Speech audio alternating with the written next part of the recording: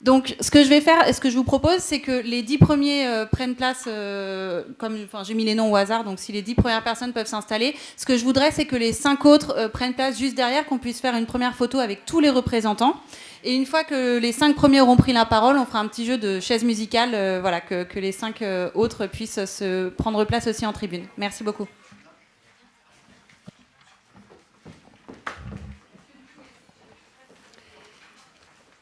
Bien, bonjour à tous, mesdames et messieurs.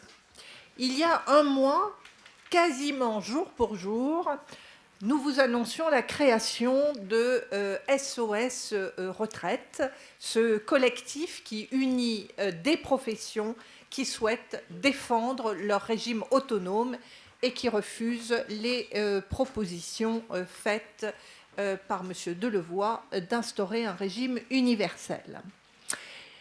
Depuis, vous le savez, nous nous sommes mobilisés. Et le 16 septembre dernier, nous étions plus de 20 000 manifestants à Paris. Et cette manifestation a surpris plus d'une personne. Notre mouvement n'avait pas été anticipé à l'évidence. Je vous remercie d'ailleurs du suivi que vous avez fait de nos actions et de nous avoir permis de faire de la pédagogie, puisque je pense qu'aujourd'hui, il n'y a plus d'explications à donner sur la différence à faire entre régime autonome et régime spéciaux. Je vois dans la mobilisation des médias et dans les retour positif de l'opinion publique sur notre mouvement, un encouragement, peut-être même un impératif à ne rien lâcher. Et maintenant, la première phase de concertation annoncée par le Premier ministre lors de son discours au Conseil économique, social et environnemental s'achève. Nous avons été reçus les uns et les autres, par nos ministères respectifs et par le haut-commissaire. Nous n'avons obtenu aucune garantie quant à la préservation de nos régimes autonomes. Et le gouvernement s'obstine, vous le savez, à rappeler le dogme du régime universel. Il n'y a aucune proposition nouvelle, aucune invitation à négocier autrement qu'au sein du régime universel qu'il souhaite instaurer. Donc, depuis le 16 septembre, nous considérons que la balle est dans le camp du gouvernement.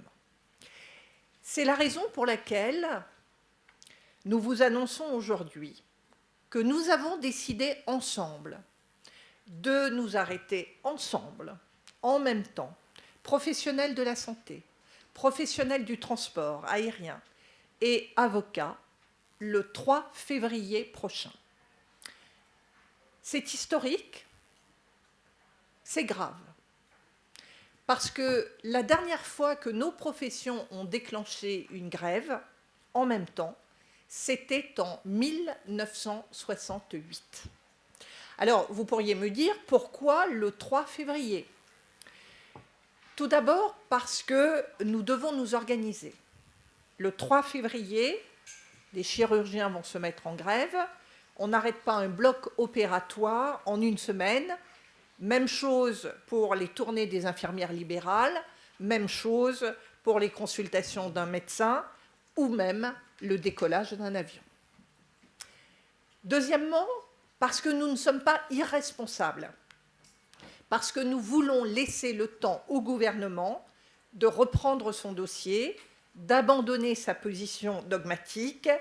Le pragmatisme impose, et c'est ce que nous soutenons, impose qu'on ne supprime pas ce qui fonctionne et qui fonctionne bien. Donc que nos régimes qui fonctionnent puissent perdurer.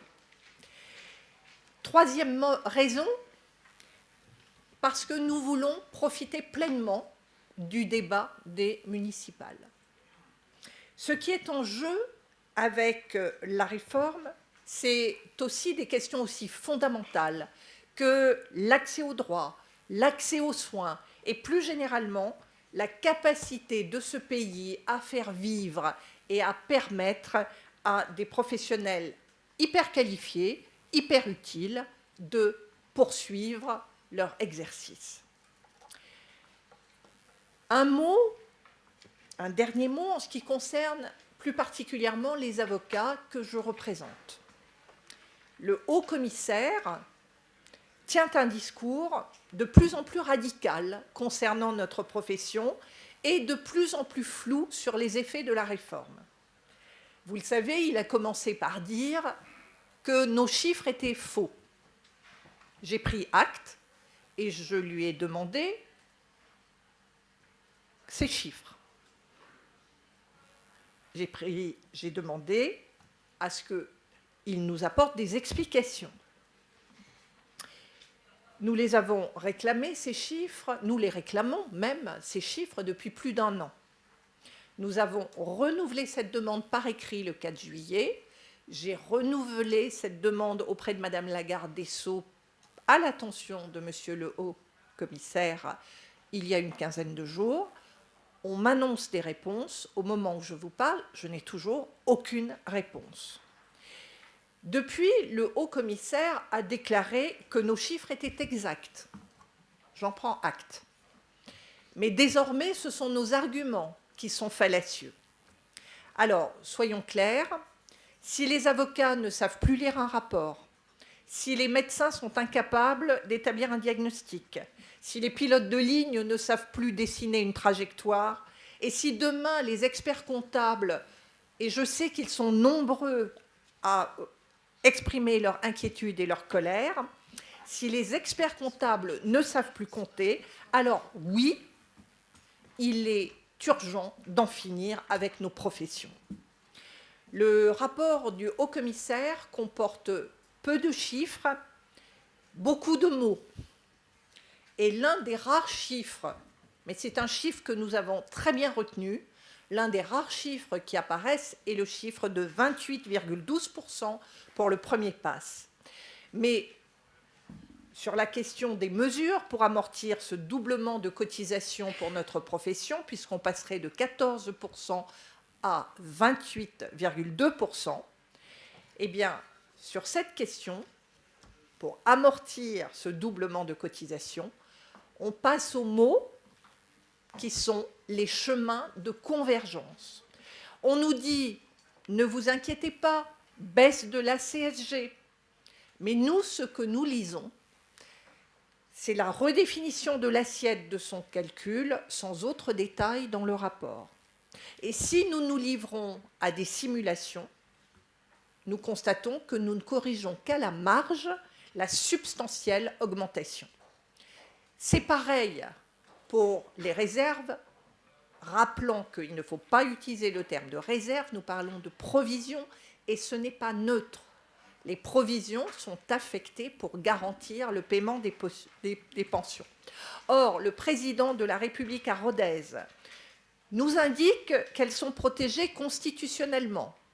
Nous le savions, mais c'est bien de l'entendre dire, soit. Mais il indique également que ces provisions seront utilisées, et je reprends les termes du haut-commissaire sur le plateau de LCI il y a à peine 2 jours, ces provisions seront utilisées dans un fonds périmétré sous le regard d'une gouvernance dans laquelle celles et ceux qui les ont constituées auront un droit de regard. Ça veut dire quoi ? Ça veut dire que les provisions qui avaient été constituées pour garantir l'avenir de nos pensions et de retraite vont en fait être affectées tout simplement au financement du nouveau régime. C'est ce que nous appelons une nationalisation, c'est ce que nous appelons une expropriation. Et sur de tels sujets, on ne joue pas sur les mots. Nous attendons du gouvernement moins de phrases et plus de faits et plus de données, moins d'éléments de langage et plus d'engagement. Enfin, le président de la République a évoqué la démographie de notre profession, à laquelle il a prédit un avenir identique à celui des agriculteurs. soit. Moi, je souhaite rappeler, tout simplement, que le nombre d'avocats a plus que doublé en France sur les 20 dernières années. Nous étions 34 000 en 1998, nous sommes 70 000 aujourd'hui.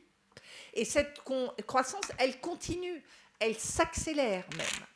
En 2019, nos écoles d'avocats, 13 écoles d'avocats réparties sur le territoire, ont formé 3 400 nouveaux avocats, soit un tiers de plus qu'en 2000. Donc moi, je ne vois pas de démographie qui chute. Alors, depuis 20 ans en moyenne, nous intégrons dans la profession chaque année près de 5% de nos effectifs. Et quelle est l'autre profession qui peut se prévaloir d'un tel taux de croissance de 5% par an? Je pose la question. Et si nous nous comparons à nos voisins européens, nous constatons que la France est l'un des pays où il y a le moins d'avocats. 100 avocats pour 100 000 habitants. Là où nous en trouvons 200 en Allemagne, 305 en Italie, et je ne vous fais pas la liste exhaustive des autres pays, mais nous sommes très loin et très bas dans la liste des pays. Nous avons donc de très beaux jours devant nous, et l'argument de la démographie ne tient pas. Nous savons où nous allons. Notre caisse, la CNBF, la Caisse nationale des barreaux de France, dont la présidente est peut-être arrivée, elle devait se joindre à nous, elle a tracé des hypothèses sérieuses et responsables. En revanche, nous sommes dans le flou le plus total sur la trajectoire à long terme du régime universel, de ce futur régime qu'on nous annonce comme s'imposant à tous. Alors voilà, je ne suis pas une experte des retraites. Je le suis un petit peu plus qu'il y a un mois, mais je ne suis toujours pas une experte des retraites. Je me contente, comme les autres responsables ici présents, de représenter et de défendre une profession et l'accès au droit. Je demande donc aux experts qui ont piloté, construit le régime universel, de faire toute la lumière, toute la transparence sur le financement et le fonctionnement de ce régime qui a vocation à se substituer à tous les régimes spéciaux et les régimes autonomes. Nous demandons tout simplement au gouvernement d'arrêter de nous imposer une réforme qui nous paraît improbable et impossible pour nos professions. Donc, s'il n'arrête pas, vous l'avez compris, nous avons décidé, nous, de nous arrêter tous ensemble, tous en même temps. Le 3 février, le gouvernement prendra la responsabilité de l'arrêt du droit, des soins et du transport aérien dans ce pays. Je vous remercie et je vais passer rapidement la parole aux représentants des autres professions pour qu'ils vous expliquent les modalités des actions qui ont été convenues. Et je donne la parole à Monsieur Marty. Merci. Merci, Maître Schul. Merci et merci à vous tous d'être là pour ce deuxième rendez-vous. Alors, on vous l'avait annoncé lors de la première conférence de presse. Si nous constations qu'il n'y avait pas d'avancée, nous nous dirigerions vers un blocage total et global. Ce blocage total et global, nous le concrétisons donc aujourd'hui en l'annonçant pour le 3 février. Alors le 3 février, ça peut paraître loin. En fait, ce n'est pas loin du tout, c'est demain. C'est simplement, comme vous l'a dit Maître Schul, la problématique de nos différentes professions. Nous sommes tous des femmes et des hommes de terrain. Nous avons tous des patients, des clients, etc., des gens à transporter, des gens à défendre. Nous avons tous des moments qui sont déjà programmés. Et nous devons donc faire que ce mouvement se passe le mieux possible, tant pour la population que pour ceux qui l'organisent. Et donc nous avons choisi de se donner le temps pour que nous soyons tous présents derrière cette même idée qui est la défense de nos caisses autonomes. J'insiste bien sur ce mot autonome, on vous l'a dit et on vous le redit à chaque fois. Nous faisons à la fois l'objet d'une méprise, mais qui est volontaire et qui est donc véritablement un vol et une escroquerie.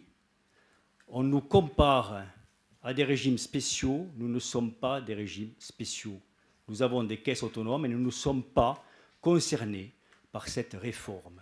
Et c'est en ce sens que nous ne cesserons de combattre. Il faut que le gouvernement le comprenne. On nous parle de nos réserves, etc., mais on n'a même pas à toucher à ça. Nous ne faisons pas partie de cette réforme. Donc nous allons continuer, c'est aussi simple que ça. On n'a même pas de questions à se poser. Ce combat est très simple. On est en train de jouer une espèce de passe-passe, de tour de passe-passe ou de bonneteau, où on transforme les caisses autonomes en régimes spéciaux, et ça, nous entendons dire non, c'est évident. Nous, en tant que médecins, on a un rôle qui est celui de la prévention. On ne peut pas accepter les certitudes établies. Passez-moi la chose, mais quand nous voyons un gouvernement, un commissaire à la réforme et un président de la République qui nous affirment qu'il faudra travailler plus et plus longtemps, alors même que tout porte à croire, au regard de ce que nous allons connaître dans les 25 ans à venir, que non seulement nous ne travaillerons pas plus longtemps, mais nous serons obligés parce que nous serons retirés du travail. Je doute qu'Amazon crée beaucoup d'emplois. Quand on voit le poids d'Amazon sur les économies actuelles, on peut se poser la question de cette espèce de course effrénée vers l'augmentation du temps de travail. On va connaître un choc climatique extrêmement important, qui va créer une pénibilité comme jamais on en a connu. Il est possible que les lendemains seront des lendemains qui déchantent. On voudrait nous faire croire que le lendemain va être rose et que nous pourrons tous travailler jusqu'à 70, 73, 74 ans. C'est une folie. Cette réforme a été préparée sans sociologue, sans philosophe, sans spécialiste de la gérontologie, sans spécialiste des nouvelles technologies, sans spécialiste des progrès médicaux. Et on nous présente ça uniquement par la conduite de Bercy et de l'économie. Eh bien non, nous disons non à cela, parce qu'il est de notre rôle de médecin que de faire de la prévention et de protéger nos patients. Je m'exprime aujourd'hui au nom de l'UFML syndicat, mais également du Bloc, puisque Philippe Cuc, président du Bloc, devait être là. Il a été retenu ce matin par une intervention difficile qu'il devait faire à deux. Mais cet exemple est assez symptomatique parce qu'il vous montre que, encore une fois, nous sommes des hommes et des femmes de terrain, contrairement aux gens qui veulent imposer cette réforme, dont la plupart n'ont jamais eu de métier. Jamais, jamais. Nous avons face à nous des gens qui manient une réforme et qui ont fait uniquement leur fortune sur la politique politicienne. Eh bien, ils vont se heurter au terrain à partir du 3 février. Ce jour-là, ne nous trompons pas, est un coup de semonce qui verra ensuite d'autres rendez-vous beaucoup plus importants et beaucoup plus ciblés. Quand on tire un coup de semonce, on le tire devant le bateau pour l'arrêter. Le coup suivant, on le tire dans le bateau. Je terminerai pour vous dire que quand on nous dit que sur les réserves, elles seront périmétrées et nous ferons partie des discussions, imaginez-vous cela comme le fait que nous sommes invités à la scène. À la scène, on s'assoit, mais c'est Dieu qui décide. Merci, Monsieur Marty. Je propose de donner la parole à la vice-présidente de la Fédération des médecins de France. C'est vous ? Non ? Ah, pardon. Il n'y a pas de mal, je vous remercie. Donc effectivement, je représente les médecins de la Fédération des médecins de France et nous avions des choses à rajouter, effectivement, parce qu'effectivement, la CARM, c'est la caisse autonome des médecins, les retraites des médecins de France, et ça, c'est hyper important, parce que non seulement on est autonome, mais on est aussi autosuffisant. On a déjà prévu depuis des années, depuis 1999, la baisse de notre effectif, et nous avons 6 milliards d'argent de côté pour pouvoir payer les retraites de nos mandants. Donc ça, c'est quelque chose de très important, parce qu'effectivement, cette réforme veut nous prendre nos provisions pour les charges de retraite. Effectivement, nous avons nous aussi été à ces réunions avec le haut-commissaire de la retraite, et en fait, il n'y a aucune négociation, aucune. On nous l'a bien dit, on vous informe, mais vous n'avez rien à dire. On a des choses à dire, et on veut les dire, et on est là pour les dire. Depuis 1 an, pareil, on demande à avoir des projections. Et quand on ne projette rien, quand il y a un flou, il y a un loup. Et le loup, on le sait, on sera tous perdants-perdants. Effectivement, c'est un jeu de bonneteau. Un jeu de bonneteau pour pouvoir prendre l'argent de ce qu'on a mis de côté, pour pouvoir le donner à d'autres qui n'ont mis aucun argent. C'est le problème de la cigale et de la fourmi. Notre caisse de retraite, pour vous dire un petit peu comment on s'est saigné quand même, hein, on a multiplié par 2 les cotisations pour l'ASV, qui est l'allocation de vieillesse, une des 3 allocations pour nous. On a divisé par 2 les allocations de retraite pour cette ASV. Et en fait, ça représente une perte de 25% des retraites depuis 1999. Vous imaginez 25% du pouvoir d'achat. C'est énorme. Et là, on ne veut pas payer une deuxième fois. Non seulement en nous prenant nos provisions, mais en même temps en nous en payer pour les autres. C'est non. On ne veut pas de hold-up non plus de nos réserves. Il est hors de question. Hors de question. Ce mot hold-up est presque trop faible. On ne veut pas de pénalisation pour toutes les retraites, pour toutes les générations, c'est-à-dire actuelles, les gens qui sont retraités, ne nous leurrez pas les retraités, vous allez morfler aussi. Et pour les jeunes futurs, et pour ceux qui travaillent actuellement, et tous ceux qui vont venir derrière. Et il faut respecter, nous avons un contrat conventionnel, nous avons un tarif obligatoire pour nos consultations, et en regard, on a donc ce qu'on appelle les avantages conventionnels qui en fait fondent comme neige au soleil depuis quelques années. Nous voulons des droits acquis à l'euro près et pas faire n'importe quoi.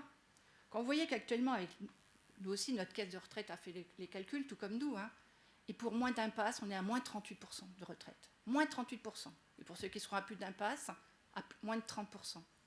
Donc ça, c'est énorme. Et puis on veut aussi, à travers notre caisse de retraite, qu'on maintienne les actions sociales de notre caisse, puisqu'effectivement, on est obligé de prendre des complémentaires et la prévoyance pour pouvoir se payer des indemnités journalières. Je vous remercie. Merci. Je propose de donner la parole aux représentants des infirmiers et infirmières, bien sûr. Voilà. Alors en fait, moi je suis le représentant de Convergence Infirmière et je vais parler en son nom. Donc effectivement, nous, notre syndicat, nous appelons l'ensemble de la population infirmière, pas uniquement nos adhérents, mais l'ensemble de nos populations, à se mobiliser dans le cadre de la lutte contre cette réforme des retraites, parce que pour nous, elle fait courir un grand danger, d'une part à notre mode d'exercice libéral, mais également elle fait courir un risque extrême pour la population, en termes d'accès aux soins, tant cette réforme nous paraît préjudiciable et surtout injuste. Pour nous, les IDEL, nous ne voyons pas comment, demain, nous allons pouvoir absorber le doublement de ces cotisations, parce qu'on nous dit plus 14%, mais en fait, c'est un doublement de nos cotisations, ce qui va amener nos charges, les charges des infirmiers, à plus de 60%. Comment on peut survivre en tant que professionnel infirmier à cette hausse avec des tarifs qui n'ont pas été revalorisés depuis plus de 10 ans. Depuis 10 ans, les lettres clés de nos facturations n'ont pas évolué depuis 2009. Aujourd'hui, un pansement nous est payé 6,30 € brut, ce qui fait qu'il reste dans la poche de l'infirmière 3,40 € net après le paiement de ses charges. En plus, nous avons une convention qui a créé un truc magnifique pour nous les professionnels de santé, c'est ce qu'on appelle les soldes permanents. Sur la première séance, nous faisons le soin le plus important, nous est payé à 100%. Mais si nous faisons d'autres soins dans la même séance, le deuxième est à 50%, et à partir du troisième soin, tout est gratuit. Donc, nous ne pourrons pas répercuter cette hausse des cotisations. Sans compter nos frais de déplacement qui n'ont pas augmenté, nous sommes payés 2,50 € malgré la hausse des carburants, des frais de stationnement, etc. Donc de plus en plus de charges, là, ça devient insupportable pour les professionnels. Ce projet de réforme des retraites risque d'avoir un impact, notamment sur le maillage territorial qui est assuré par les infirmiers libéraux. Aujourd'hui, nulle part en France, nous n'avons de déserts infirmiers. On parle de déserts médicaux, malheureusement, mais des déserts infirmiers, il n'y en a pas. Demain, avec cette réforme, nous allons créer des déserts infirmiers.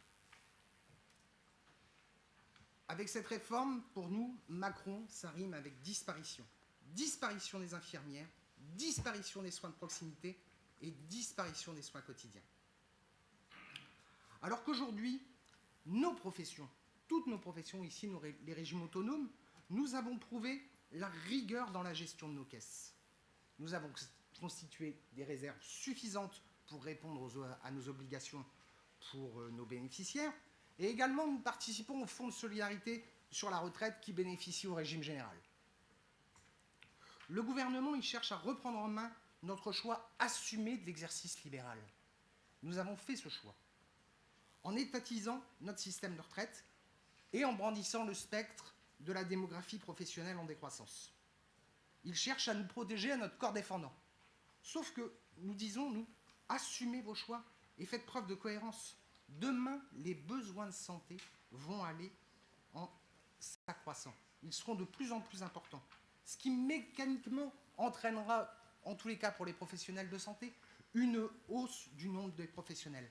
Sauf à ce que le gouvernement et les gouvernements successifs fassent un choix de l'étatisation de la santé. Donc l'État a déjà du mal à gérer ces hôpitaux publics qui sont au bord de l'implosion.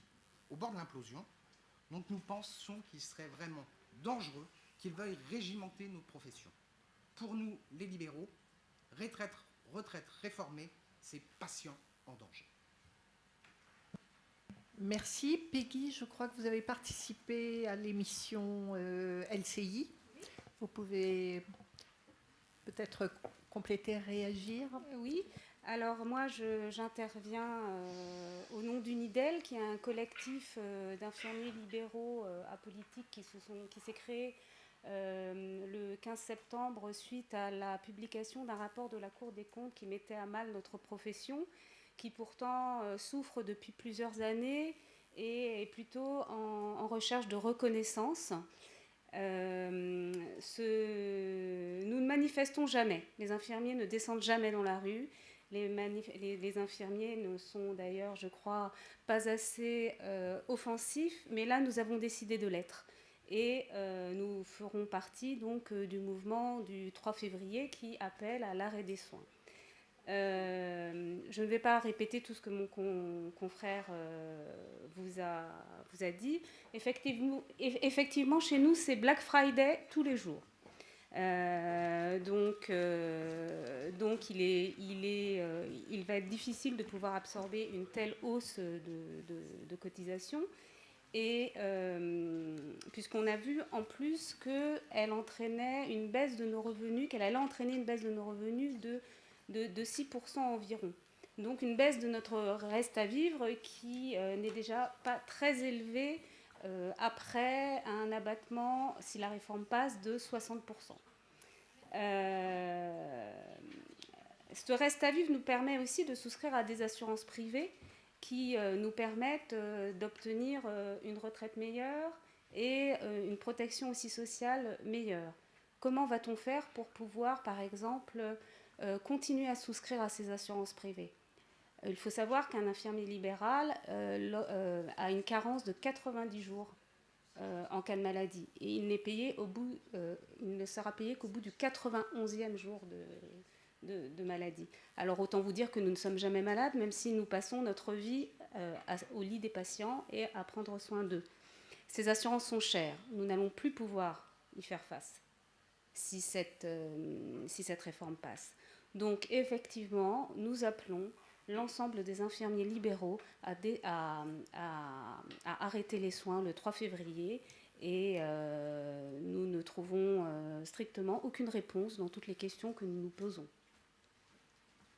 Merci. Alors, pour les pilotes de ligne. Merci Madame la Présidente. Je voudrais tout d'abord dire un mot sur la concertation. Vous en avez parlé tout à l'heure. La première phase est terminée. Dans cette première phase de concertation, les pilotes de ligne n'ont été reçus ni par le HCRR, ni par le ministère de tutelle. Un deuxième mot sur cette concertation, vous avez parlé également Peggy nous a parlé de l'émission LCI. On avait été contactés, nous, pour y aller. Et quand j'ai dit à l'assistante de M. Pujadas que nous étions prêts à y aller, elle m'a dit « Ah non, surtout pas. On veut surtout pas quelqu'un qui connaisse le sujet technique. On veut quelqu'un qui va venir parler de sa vie quotidienne, pourquoi elle est rentrée dans le métier. » Donc surtout, on ne veut pas contrarier M. Delevoye. Il faut que Delevoye puisse dérouler son discours sans opposition. J'avais parlé la dernière fois d'une concertation micro-trottoir. On est en plein dedans. Et vous avez également vu ce qui s'est passé à Rodez. Sur ce qu'on demande aujourd'hui, sur ce que les pilotes de ligne demandent. Ils demandent dans un premier temps, dans le cadre du régime universel, que soit pris en compte nos particularités d'âge de départ à la retraite. Aujourd'hui, les pilotes de ligne partent en moyenne à 62 ans et demi, pas à 56 ans comme je l'ai vu dans la presse, ça devait être une coquille, mais bien 62 ans et demi de moyenne. Et on ne veut pas que les pilotes de ligne soient obligés de travailler jusqu'à 64 ou 65 ans uniquement pour avoir un taux plein. Pourquoi ? Parce que simplement, à partir de 60 ans, ils ont l'opportunité, la possibilité légale de partir à la retraite, et pour des raisons très simples, pour des raisons de fatigue, et il n'est pas question de laisser dans un cockpit quelqu'un qui ne se sentirait pas suffisamment en forme pour pouvoir assurer la sécurité de ses passagers. Donc ce que nous demandons, c'est que ce critère de pénibilité, ces critères soient pris en compte. Aujourd'hui, ils ne le sont pas. Il faut savoir qu'il n'y a aucun critère de pénibilité qui s'applique aux pilotes, et non plus d'ailleurs aux navigants commerciaux, mais ils en parleront beaucoup mieux que moi. Notre deuxième demande, et c'est là qu'on se rejoint tous, c'est pour ça que nous sommes tous ici, c'est de conserver notre régime autonome, pas spécial, mais je crois que tout le monde a compris la différence. Notre régime autonome, ça fait 70 ans qu'il existe, il n'a jamais coûté un sou à la collectivité, et le faire disparaître ne ramènera pas un sou à la collectivité. Si on le fait disparaître et que demain on nous demande de mettre notre régime complémentaire dans les mains des assureurs et des banquiers, les seules personnes qui vont y gagner, ce sont les assureurs et les banquiers. Il faut bien avoir ça dans la tête, pas la collectivité. Donc, ce régime, on a aussi démontré qu'il était viable pour les 50 prochaines années. Après, personne ne s'est dit un régime de retraite au-delà de 50 ans, je pense que personne ne s'est dit. Donc on demande à le garder. Et le gouvernement, en face de ça, nous dit, c'est vrai, on n'a pas de raison technique de vous dire qu'il faut faire disparaître ce régime. Vous ne coûtez rien à la collectivité, votre régime n'est pas en danger. Si on le fait disparaître, effectivement, ça ne ramène rien au pot commun. Mais vous comprenez, on a un gros problème. On a un gros problème d'affichage. Parce que les régimes spéciaux, les vrais régimes spéciaux, ceux qui coûtent à la collectivité aujourd'hui, ceux qui sont financés par le budget de l'État, ceux-là, on veut absolument les faire disparaître. Et vous comprenez bien que si on laisse à côté quelques régimes autonomes, même s'ils ne coûtent rien, on a un problème politique et un problème d'affichage. Alors moi, je dis à M. Macron, à M. Philippe, je ne vous ai rien demandé. Donc, vous avez décidé de faire disparaître les régimes spéciaux, soit dont acte, faites-le. Mais nous ne serons pas les victimes collatérales de ce dogmatisme et de cette politique politicienne. La réaction, elle sera comme celle de tous les corps de métier qui sont là. Le 3 février, tous les pilotes de ligne basés en France seront en grève. Et quand je dis tous les pilotes de ligne, y compris ceux des compagnies étrangères qui sont basés en France. Cette grève sera un coup de semonce, parce qu'il est bien évident que si le gouvernement ne nous entend pas, si nous n'avons pas de réponse aux questions que je vous ai posées, ce ne sera qu'un coup de semonce, et l'étape suivante, ce sera une grève extrêmement dure, de plusieurs jours, une grève très vraisemblablement illimitée.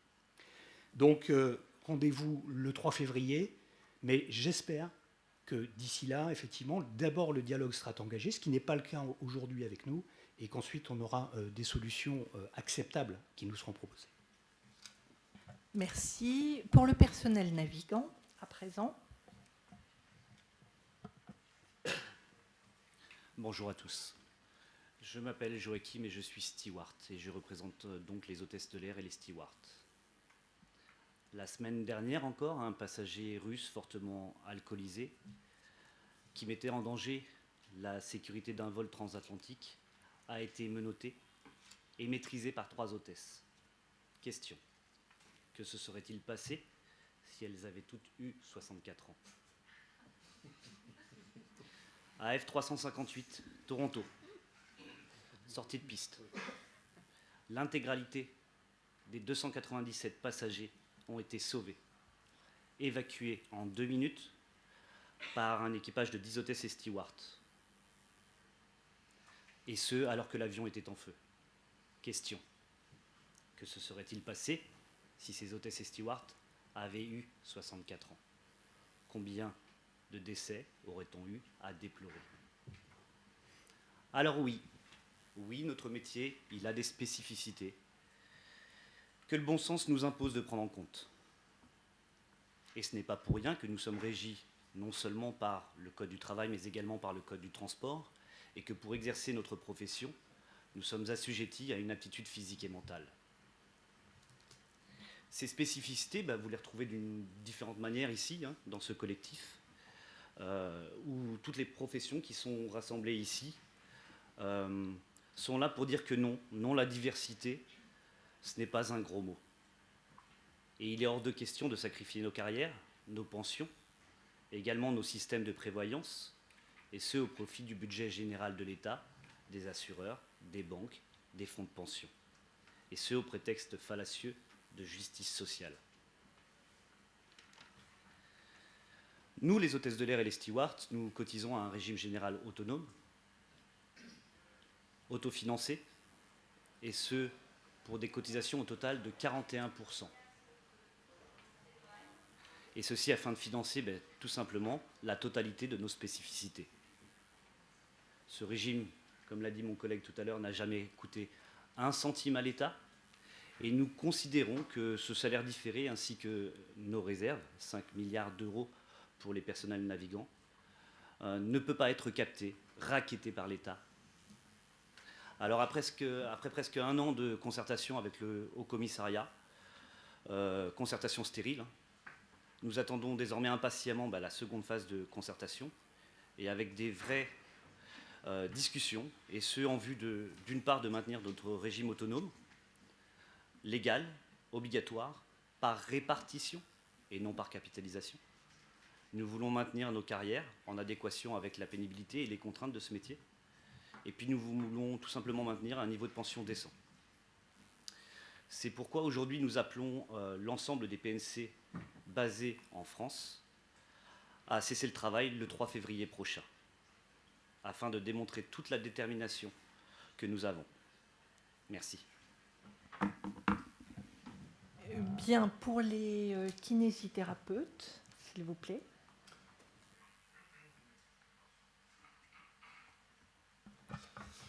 Bonjour, je m'appelle Nicolas Blatz et je suis trésorier de l'association Collectif Kiné. J'aimerais en fait rétablir la vérité sur la réalité des masseurs kinésithérapeutes conventionnés, parce qu'on a entendu beaucoup de choses à ce sujet dans la presse. En moyenne, nous gagnons avant impôt sur le revenu 17,90 € de l'heure.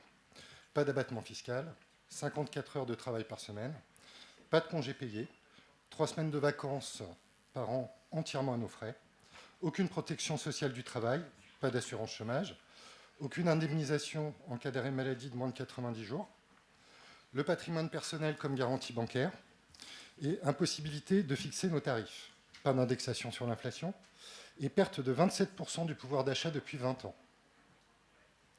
Voilà la réalité des masseurs kinésithérapeutes. Avec la hausse de nos cotisations retraite, nous devrons encore réduire nos congés d'une semaine ou travailler 45 minutes de plus par jour. Cela impliquera des fermetures de cabinets, une diminution de l'offre et de la qualité des soins, une baisse des investissements, un désengagement des professionnels de santé dans Ma Santé 2022 et une réorientation vers des soins non conventionnés. Les caisses de retraite autonomes pourraient conserver leurs réserves, mais elles devront assurer le lissage des cotisations.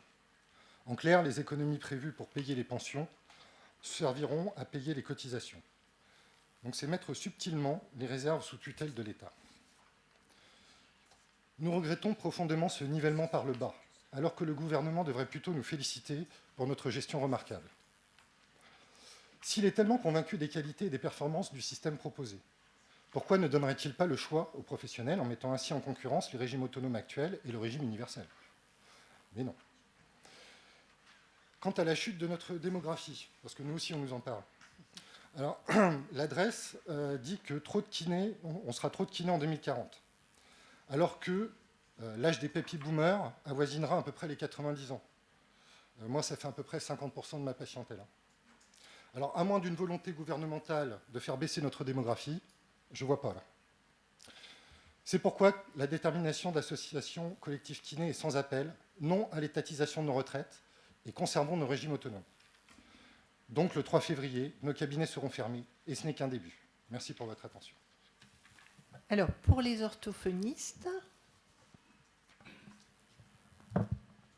Bonjour, je m'appelle Marion, je suis orthophoniste et je représente l'association Aura. Nous, les orthophonistes, de manière générale, nous faisons peu entendre, on ne nous voit pas beaucoup dans la rue, mais nous sommes toujours là aujourd'hui, comme nous avons été là le 16 septembre, parce que nous n'avons rien vu ou rien entendu depuis qui nous rassure ou qui nous inspire confiance. Mercredi, sur LCI, M. Delevoye a reconnu le faible niveau de nos revenus et il a indiqué qu'il négociait avec nos syndicats une hausse à impact minime. La moindre des choses serait quand même de sortir des conciliabules et de poser directement sur la table les termes du contrat envisagé, les tableaux, les courbes, les calculs qu'on puisse voir par nous-mêmes. Pour l'instant, pour nous, ce n'est que du vent. D'autant que se pose la question de la pérennité de ces compensations. Combien vont coûter ces baisses d'assiettes de CSG à la sécurité sociale et qui financera? L'État? Avec quoi, en fait, puisqu'apparemment, il n'y a plus d'argent. Donc, va-t-il financer ça avec des billets de Monopoly ou avec des hausses d'impôts ou encore geler les tarifs conventionnels sur de très nombreuses années, comme c'est le cas déjà depuis longtemps? Sur quoi l'assurance maladie, dans le cas contraire, va-t-elle encore devoir rogner? Voilà. Et combien de temps faudra-t-il avant que la Cour des comptes ne recommande une diminution ou une suppression de ces mesures? Nous avons déjà fait l'expérience de compensations qui ont mal tourné. Nous n'avons aucune raison de penser que cette fois ce sera différent. Les professionnels de santé seront pointés du doigt encore comme bénéficiaires de faveurs injustifiées, rendus responsables des déficits, et les compensations, on n'en parlera plus. La ficelle est usée, nous en avons assez des cadeaux empoisonnés qui, par-dessus le marché, grignotent notre indépendance. Nous en avons assez aussi de cette communication à base de pédagogie maquillée en dialogue social, nous ne sommes pas des enfants. Nous sommes des scientifiques, nous ne croyons pas par principe, nous examinons les preuves. Aujourd'hui, nous voyons une chose, que ce soit pour imprimer sa marque ou parce qu'il lui faut appliquer les préconisations européennes, le gouvernement a initié un jeu de chamboule-tout où tout le monde perd. Les conséquences systémiques de cette réforme historique n'ont pas été assez pesées, et il y en aura bien au-delà du porte-monnaie des professionnels concernés, c'est une évidence. Nos régimes autonomes sont pérennes, jusqu'à preuve du contraire. Ils participent déjà activement à la solidarité nationale, qu'on les laisse tranquilles. Nous cesserons le travail, donc, le 3 février et appelons les orthophonistes à nous rejoindre massivement. Merci de votre écoute. Bien, merci.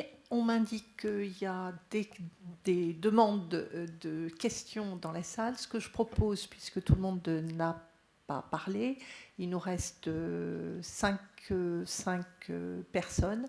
Je propose peut-être qu'on le fasse sous forme de réponse à des questions. Je salue la présence de Madame le bâtonnier de Paris, qui pourra peut-être répondre à une question. Y a-t-il donc des demandes de la salle? Et je vais demander en priorité à ceux qui ne se sont pas exprimés de répondre aux questions. Donc il y a une... Pardon ?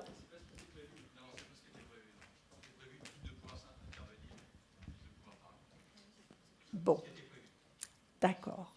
Alors, je vais demander aux journalistes d'avoir la gentillesse de patienter. Et donc, je donne la parole. Donc, monsieur, pouvez-vous venir à la tribune? Non, venez à la tribune. François, viens à ma place. Venez. Est-ce que vous pouvez venir à la tribune, ceux qui ne se sont pas encore exprimés? Alors, je suis François Randazzo, président du syndicat de masseurs-kinésithérapeutes Alizé. Nous étions 20 000 le 16 septembre dernier à manifester dans les rues de Paris pour faire part de notre inquiétude vis-à-vis des mesures préconisées par le rapport Delevoye sur la réforme des retraites. Nous étions 20 000 à faire entendre notre opposition. Nous étions 20 000 à crier notre désarroi devant l'explosion annoncée des cotisations promises par ce rapport et que nous ne pourrons supporter. Nous étions 20 000 à rappeler que nos professions, loin d'être égoïstes ou corporatistes comme le gouvernement tend à le faire croire, reversent la majeure partie de leurs ressources au titre de la solidarité inter-régime, ce qui représente 57% des ressources de la Carpinco. Pour autant, malgré cette mobilisation inédite, le gouvernement n'apporte toujours aucun élément de nature à nous rassurer et notre appréhension n'en est aujourd'hui que plus vive. Car si les paroles du gouvernement se veulent rassurantes concernant la compensation de cette hausse, un rapport du cabinet Asterès évalue à 6 points la part de hausse qui ne serait pas compensée. Pour les kinésithérapeutes qui travaillent en moyenne 50 heures par semaine dans leur cabinet, il faudra travailler 3 heures hebdomadaires de plus afin de compenser ces 6 points de prélèvement supplémentaires. C'est tout simplement impensable. Tout cela nous amène à une réflexion. En voulant faire entrer au forceps des régimes autonomes dans le régime général, le gouvernement ne se condamne-t-il pas à devoir résoudre demain des problèmes qui n'existent pas aujourd'hui? Car enfin, il faut le rappeler, nos régimes ne coûtent absolument rien à la collectivité et sont excédentaires malgré les généreuses contributions au régime général. Actuellement, les niveaux de cotisation bas pratiqués par la Carpinco assurent la survie de la plupart des professionnels qui y sont affiliés. Nous faire entrer dans le régime général va imposer au gouvernement d'élaborer des stratégies de compensation alambiquées et dont le maintien dans le temps n'est pas garanti. De plus, et c'est un élément essentiel à prendre en compte, l'assise démographique de nos professions est suffisamment large. Pour rappel, la CNAVPL compte à ce jour plus d'1 million de cotisants pour assurer la pérennité de nos régimes à long terme. Toutes ces raisons doivent conduire à une conclusion logique et de bon sens, le maintien d'un régime autonome pour les professionnels libéraux en parallèle du régime universel salarié. Ce maintien nous paraît non seulement pertinent, mais aussi parfaitement légitime et conforme à l'intérêt général. Sans une évolution positive de cette situation inacceptable, nous appellerons à une cessation totale d'activité le 3 février prochain. Notre autonomie est notre force. Que le gouvernement prenne garde à ne pas retirer cette autonomie à celles et ceux qui œuvrent chaque jour à préserver celle de nos concitoyens. Merci. Merci. Monsieur, pour les stewards et les hôtesses de l'air. Merci. Oui, je vous remercie. Donc, je vais essayer de ne pas être trop long, mais de dire peut-être des choses qui n'ont pas encore été dites. Donc, je représente l'UNSA-PNC, qui est un syndicat d'hôtesses, de stewards et de chefs de cabine. Ce que j'ai entendu là jusqu'à présent, c'est qu'on a des caisses qui sont autonomes, qui sont bien gérées et qui ne coûtent rien. Ça, c'est un peu le point commun. Et surtout, qui répondent à des demandes spécifiques de nos professions. Et aujourd'hui, le régime universel, il n'est pas capable de nous donner ces garanties. Et souvent, pourquoi on n'a pas de réponse? C'est parce que je pense qu'il n'y a pas de solution. Donc, aujourd'hui, pour nous, le régime universel, il ne peut pas répondre à nos problématiques. Ensuite, pourquoi est-ce qu'on n'est pas content? Vous savez, un peu comme tout le monde, ce qui nous touche, c'est la baisse de nos pensions. Alors, le chiffre que je vais vous donner, je ne l'ai pas inventé, il a été donné par des actuaires, c'est aujourd'hui près de 50% de baisse des pensions. Et là, en plus, ce qui est intéressant à noter, c'est que c'est les plus bas salaires qui perdront le plus. Donc, les hôtesses et les stewards perdront plus que les pilotes. Ils sont pour rien, mais c'est comme ça. Et de plus, le gouvernement a une solution. Il a dit, oui, mais vous travaillerez 10 ans de plus, donc finalement, vous ne perdrez pas 50%, vous perdrez que 20%. Voilà. Donc, on n'est pas content déjà. Ensuite, un âge de départ. Aujourd'hui, effectivement, on a la possibilité d'avoir un âge de départ anticipé. Ce n'est pas une obligation, mais on peut partir plus tôt. Aujourd'hui, le gouvernement, il nous dit, vous comprenez, là, les critères de pénibilité, comme vous avez un métier qui est vraiment très particulier, on ne peut pas vous les appliquer, ce n'est pas de chance. Donc, je ne vais pas vous faire toute la liste. Enfin, j'avais noté le décalage horaire, le travail de nuit, le rayonnement cosmique, la pression atmosphérique, l'espace confiné. Tout ça, je suis désolé, on ne peut pas le compter parce que ça sort du RU. Voilà. Qu'est-ce que je voulais vous dire encore? Aujourd'hui, on avait mis en place dans notre caisse de retraite aussi un système de retraite progressive, ce qui permettait aux navigants qui commençaient à être fatigués de toucher une partie de leur retraite. Et typiquement, sur quelqu'un qui est sur long courrier, au lieu de faire 5-6 vols par mois, on en faisait un de moins et ça permettait un peu de concilier les deux. Aujourd'hui, on nous dit aussi dans le RU, c'est pas possible, parce que là, aujourd'hui, la retraite progressive, ça sera au mieux 60 ans, mais on ne pourra rien faire avant. Donc encore quelque chose qu'on perd. Donc, je vais m'arrêter là. Oui, autre chose, c'est vrai que c'est important aussi. On a aujourd'hui aussi des éléments qui prennent en compte nos spécificités, comme par exemple, on passe une visite médicale qui est très exigeante, c'est-à-dire une visite médicale qui est plus difficile que pour faire un emploi qui n'est pas de navigant. Et donc, on a toujours un peu, on nous dit qu'il faut travailler plus longtemps, mais on a toujours un peu le risque de nous dire, demain, vous ne pouvez plus travailler parce que la vie médicale, vous ne l'avez pas eue.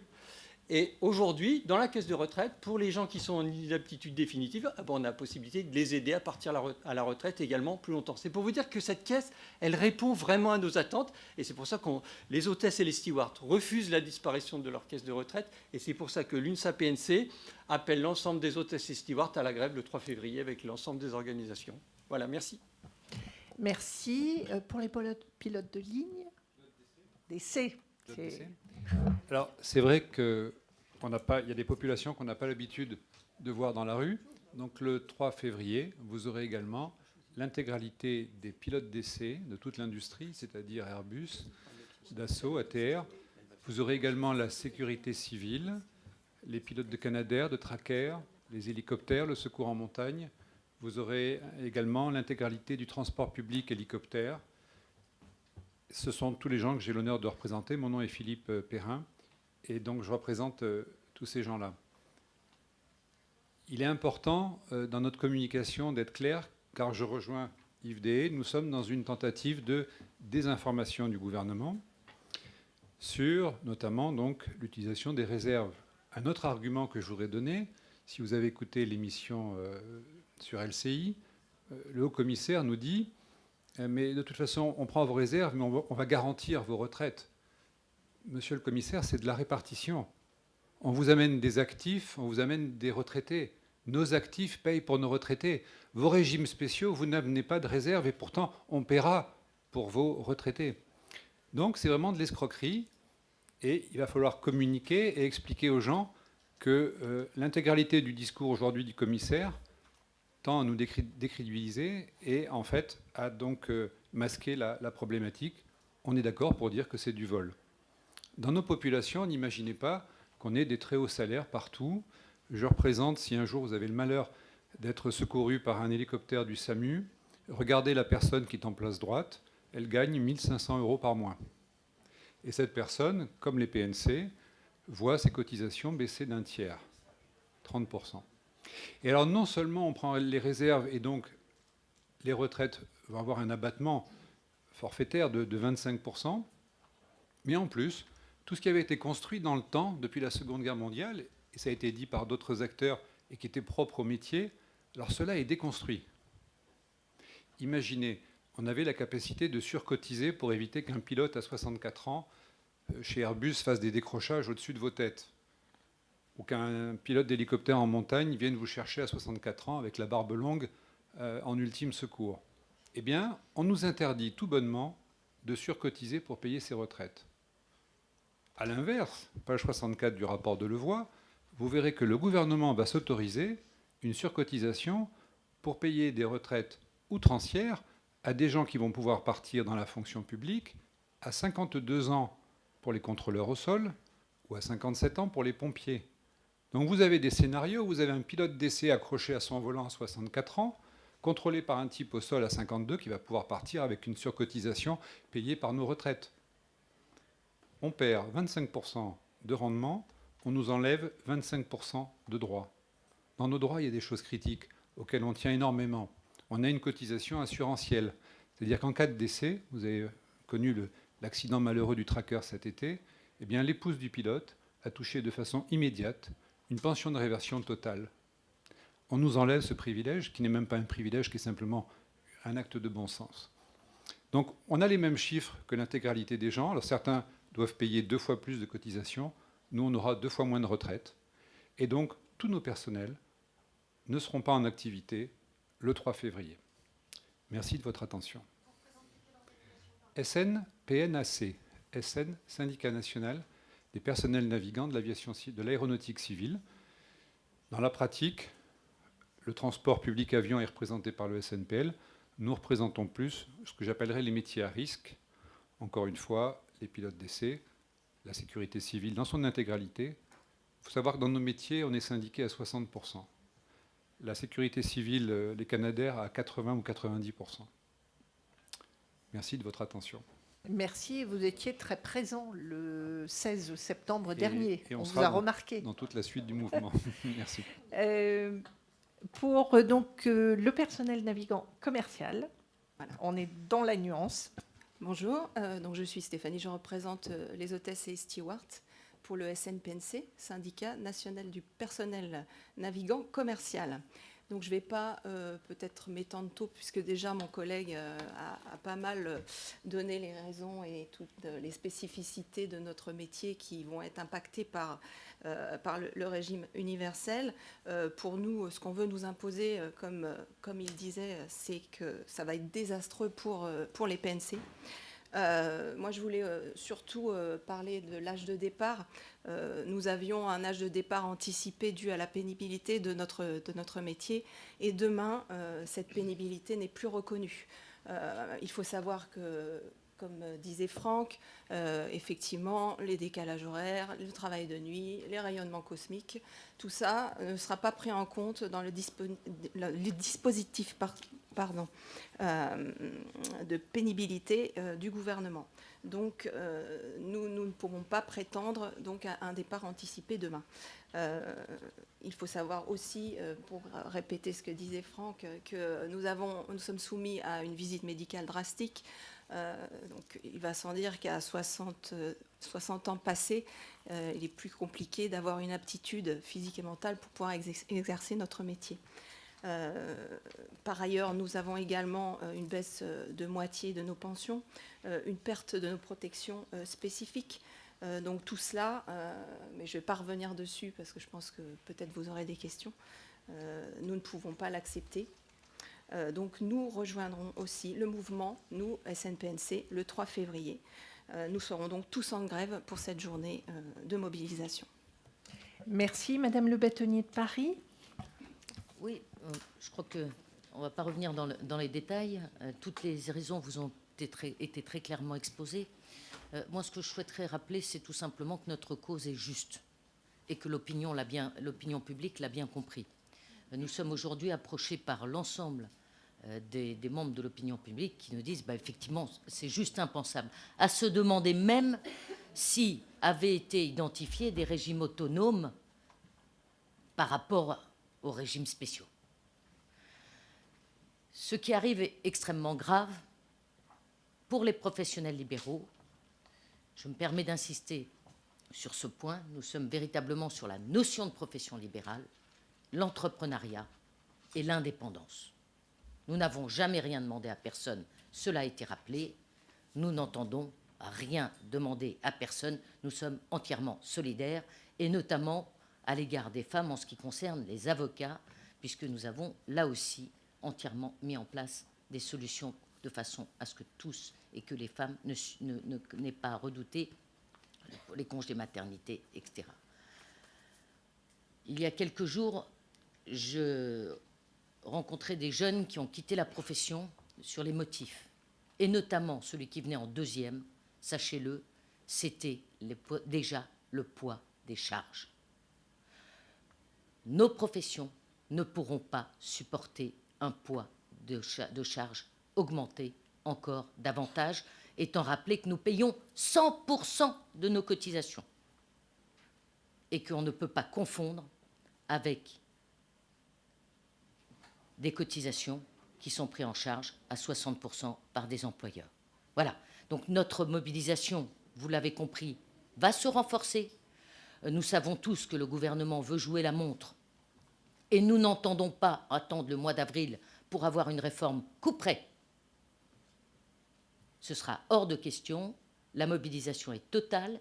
Les avocats m'en parlaient encore hier. J'en avais plusieurs centaines dans l'auditorium de l'avocat de la maison du barreau qui n'attendent que nos instructions, et elles sont données pour redescendre dans la rue s'il le faut, pour se mobiliser. Ils le sont. Et nous n'entendons pas nous laisser mener par le bout du nez, très clairement. Dernier point, je reprendrai ma casquette de présidente du comité de liaison interordre, donc les 16 professions réglementées. Les ordres rappellent qu'ils soutiennent, les 16 ordres soutiennent entièrement leurs syndicats. Merci. Bien, je n'ai oublié aucune profession. Merci. Alors, il y a des demandes de prise de parole. Monsieur, alors, oui, voilà. Oui, Gabriel Bourovitch, agence France Presse. On a bien compris que vous vouliez renforcer et durcir votre mouvement. J'observe que depuis le 16 septembre, votre base ne s'est pas élargie à d'autres professions. Or, toutes les professions concernées sont mobilisées. Il ne vous a pas échappé qu'il y a d'autres mobilisations et manifestations. Est-ce un choix délibéré de votre part de ne pas vous joindre, par exemple, aux appels déjà lancés pour le 5 décembre, dans les régimes spéciaux que vous décriez par ailleurs? Y a-t-il d'autres causes? On voit par exemple que l'unité est loin d'être acquise dans les professions de santé, certains ayant préféré jouer le jeu de la négociation. Voilà. Est-ce pour vous un frein justement cette base, certes large, sans doute de votre point de vue, mais qui ne s'élargit pas depuis votre mobilisation? La réponse est assez simple. D'abord, on est en contact avec d'autres professions, d'autres syndicats, les experts comptables par exemple, mais on attend d'avoir leur quitus et la certitude de leur venue. Mais on va dire que les pourparlers sont en bonne avancée. On va joindre aussi d'autres professions. Ensuite, pour la question de rejoindre les appels des régimes spéciaux, on vous rappelle qu'on n'est pas des régimes spéciaux. Donc aller aux côtés des régimes spéciaux serait reconnaître en quelque sorte le fait qu'on est un régime spécial. On ne l'est pas.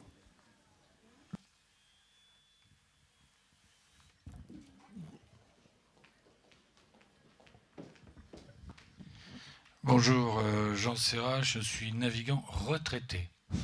C'est important ici. Ce n'est pas une question, je voulais juste préciser un point extrêmement important que peut-être certains d'entre vous connaissent. Ce fameux projet de RU, ça n'a jamais été M. Macron qui l'a mis en place. Jamais. Il a été mis en place au premier trimestre 2016 par la Confédération française des retraités, qui regroupe à peu près 1 400 000 adhérents. C'est eux qui ont fait, ils n'ont pas hésité à appeler ça un projet. Je vous rappelle la différence qu'il y a entre un projet. Projet, c'est bien quelque chose qui est présenté par le gouvernement. Donc ils ont appelé cela un projet. Et ce fameux projet de RU, la seule différence qu'il avait, c'est que dans leur proposition, c'était à 4 plafonds sécu au lieu de 3 plafonds sécu, a été repris par un candidat qui, depuis, est devenu le président de la République. C'est un point extrêmement important. C'est une présentation qui a été faite par une confédération française de retraités. Merci. Merci. Alors, y a-t-il des questions des journalistes, s'il vous plaît? Le journaliste. Oui, bonjour, Marc Vigneault du Point.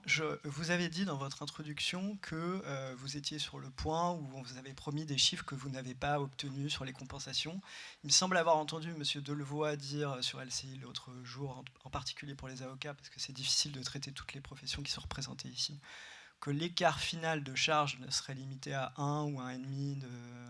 Voilà.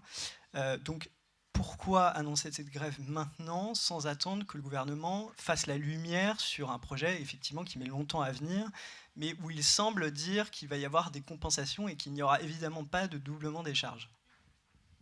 Alors, il y a une raison très simple qui est que nous demandons ces éléments depuis très longtemps. Je vous ai indiqué que pendant 1 an, nous les avons demandés, que j'ai moi-même écrit en juillet puis en septembre, qu'on nous annonce ces éléments, mais que nous ne les avons pas. Premier élément de réponse. Deuxième élément de réponse, ce qui nous a été indiqué verbalement, c'est que ça serait sur la CSG que se jouerait la réduction.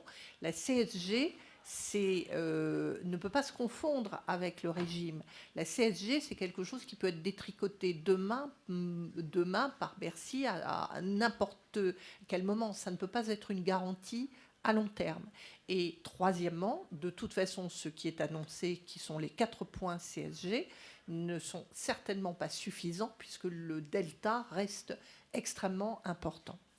Donc on est dans une zone de flou que j'ai soulignée, qui demeure. Donc oui, c'est annoncé, c'est un mouvement de grève qui est annoncé suffisamment loin pour espérer avoir les chiffres, mais qui annonce que la position sera ferme. Si jamais, je fais de la politique fiction, mais si jamais vous avez des chiffres qui vous conviendraient mieux, vous envisageriez éventuellement de renoncer à ce mouvement de grève ou pas? Moi, ce que j'envisage très clairement, et je l'ai dit à M. Delevoye, c'est que les éléments qu'ils me donneront seront soumis aux élus. Nous avons 80 élus au Conseil national des barreaux. La décision, elle sera prise par l'Assemblée générale et exclusivement par notre Assemblée générale. Pour l'instant, moi, mon mandat est non au régime universel. Si les choses évoluent, elles évolueront, bien évidemment. Nous ne sommes pas bornés, mais pour l'instant, il n'y a eu aucun élément qui permette de faire bouger cette ligne. Dernière petite précision sur les 4 points de CSG. Là, vous dites l'écart reste très substantiel. Est-ce que vous pouvez donner un ordre de grandeur de la hausse des charges qui vous serait imposée, même avec les 4 points de CSG? Alors, ce qu'il faut que vous sachiez, c'est que les avocats collaborateurs et les avocats individuels ont aujourd'hui un taux de charge de 46 à 48%. Avec l'augmentation de 14%, puisqu'on passerait de 14% à 28%, ça veut dire qu'ils passeraient un taux de charge de 60%. Aujourd'hui, les cabinets d'avocats sont déjà à un taux de charge de 60%. S'ils ont à supporter l'augmentation de 14% de leurs collaborateurs en interne, vous imaginez l'augmentation qui va en résulter. Donc ça vous donne un ordre d'idée. Ensuite, sur 4 points de CSG, faites comme moi, posez la question à M. Delevoye. Mais pour l'instant, les chiffres qu'il nous donne en dehors de « vous allez voir avec la CSG, ça va permettre de réguler », toutes les tentatives de calcul que nous faisons à partir des éléments qu'il nous donne ne sont pas pertinents et ne sont pas convaincants. C'est une certitude. Valérie Deville-Chabrol, Protection sociale, information. Vous avez indiqué que donc, la première phase de la concertation s'achève. Quand démarre la deuxième et sous quelle forme? D'autre part, pour les médecins notamment, comment se déroule la concertation professionnelle? Est-ce que vous êtes en toute profession confondue ou pas? Et quels sont les éléments qui vous sont amenés justement? Est-ce que c'est également pareil, une question de réduction de CSG ou pas? Et troisième point, concernant donc les pilotes cette fois, en termes de pénibilité, on parle plutôt les PNC je crois, qu'est-ce que l'on vous annonce comme mesure, ou est-ce que ce serait un arrêt sec de la pénibilité au 1er janvier 2025?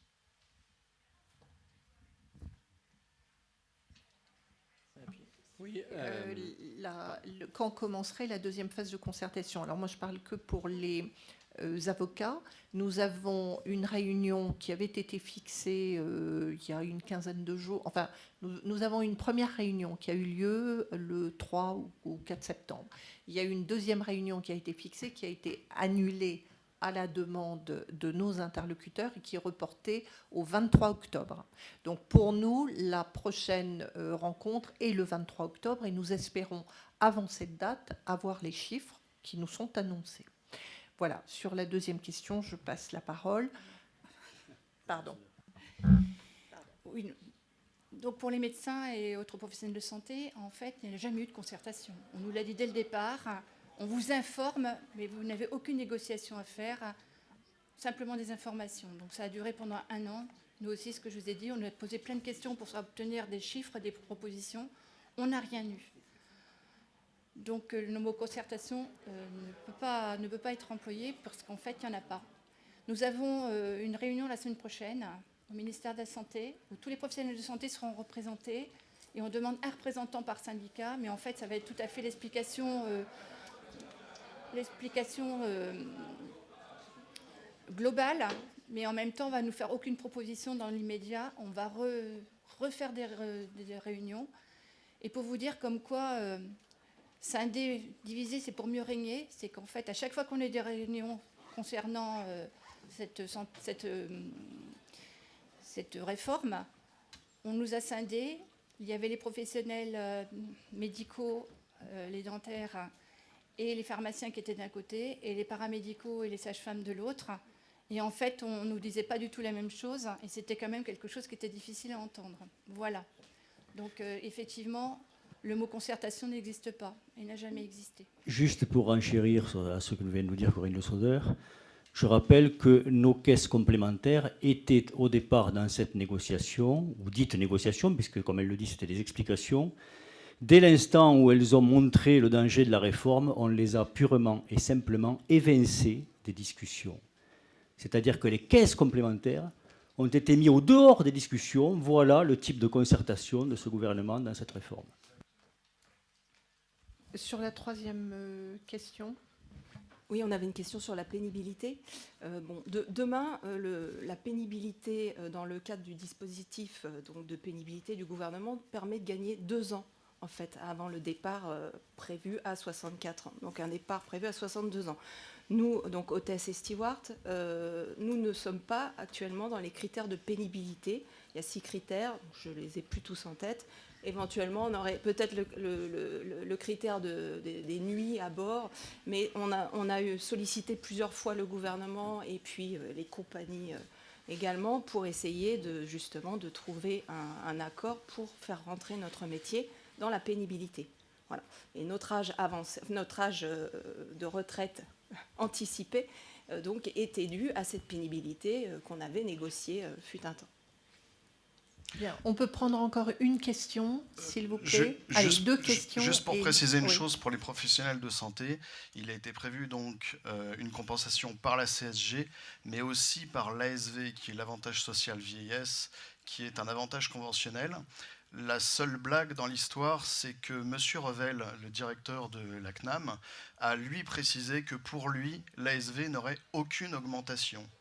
Donc il y a une énorme discordance entre les propos de M. Delevoye, qui avance des compensations, et les propos de M. Revel, qui lui annonce qu'il n'y aura pas d'augmentation de l'ASV. Dernière question, madame. Yeah. Rama Sofia Rajdi, United States Press Agency. Merci. J'ai 2 questions, please. La première, si j'ai bien compris, la plupart des professions ici, elles n'ont pas été reçues par les ministères ou les institutions. À part vous, madame Fralschul, je vous avais vu l'autre fois au ministère, et donc vous êtes un peu spokesperson, quoi. Vous êtes un peu porte-parole de tout ça, si j'ai bien compris. C'est pour ça qu'on est là ici aujourd'hui. Est-ce que ce mouvement-là, il va être élargi à d'autres professions d'ici 3 février ou non? Et second question, sorry, je sais que c'est le mot tabou, mais I have to. Depuis début octobre, les fonds de pension ont été donc autorisés en France. Est-ce que vous, durant vos doléances, et est-ce que vous demandez, vous, en tant que, quand vous allez les voir, M. Delevoye et M. Belloubet, est-ce que vous évoquez cette partie des fonds de pension ou des nouveaux plans épargne-retraite là qui vont être bouleversés par rapport à cette périmétisation au niveau de compensation? Merci. Alors, merci. Sur la première question, il me semble que certains d'entre des professions ont bien été reçus par la ministre de la Santé. Donc, je ne suis pas la seule à avoir été reçue par un ministre, en l'occurrence la garde des Sceaux. Je pense que nous sommes en contact avec nos ministères respectifs. Sur la deuxième question, pour ce qui me concerne, le sujet n'a pas été abordé puisque le message et le mandat, encore une fois, portaient sur le non au régime universel. Et pour expliquer les raisons. Peut-être un élément de réponse intéressant puisque on est en discussion avec l'UIMM, qui est le syndicat donc, de l'employeur de la métallurgie, qui est un des plus gros employeurs français. Et on parlait justement de la capitalisation et des chiffres associés. Les chiffres, et la réforme tombe vraiment à mal, les chiffres qui nous sont donnés aujourd'hui en points, c'est entre 3 et 4% de rendement sur un investissement, là où la réforme par répartition du régime universel offre déjà 5,5. C'est-à-dire pourquoi faire de la capitalisation à 3,5 de rendement quand la base d'une répartition, c'est 5,5, et une répartition bien gérée, comme on a pu le voir dans le passé, c'est 6,5 ou plus. Ça, c'est la question clé que personne ne pose aujourd'hui dans les médias. Pourquoi se ruer dans une capitalisation qui arrive à bout de course? La réforme tombe mal à point. Bien, nous sommes contraints de clôturer la conférence de presse. Sachant que bien évidemment vous pouvez échanger en bilatéral, mais nous avons notre réunion qui démarre tout de suite après. Merci de votre présence à tous.